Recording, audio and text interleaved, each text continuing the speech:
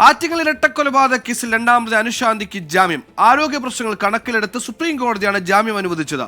ഉപാധികൾ വിചാരണ കോടതിക്ക് തീരുമാനിക്കാമെന്നും സുപ്രീം കോടതി പറഞ്ഞു.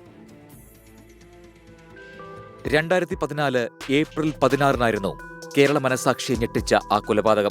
ഒരുമിച്ച് ജീവിക്കാനായി അനുശാന്തിയും കാമുകൻ നിനോ മാത്യുവും ചേർന്ന് പട്ടാപ്പകൽ ഭർതൃമാതാവിനെയും മകളെയും ക്രൂരമായി കൊലപ്പെടുത്തി. തലനാരിഴയ്ക്ക് ഭർത്താവ് രക്ഷപ്പെട്ടു.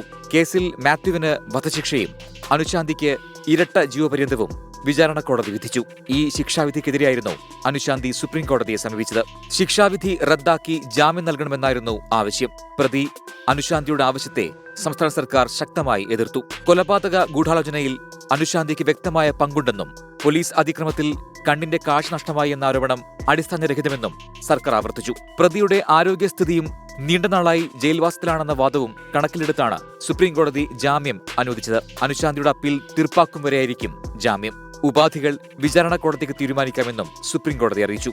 ശിക്ഷാവിധി റദ്ദാക്കണമെന്ന ഹർജി സുപ്രീം കോടതി തീർപ്പാക്കിയിട്ടില്ല. 24 ഡൽഹി.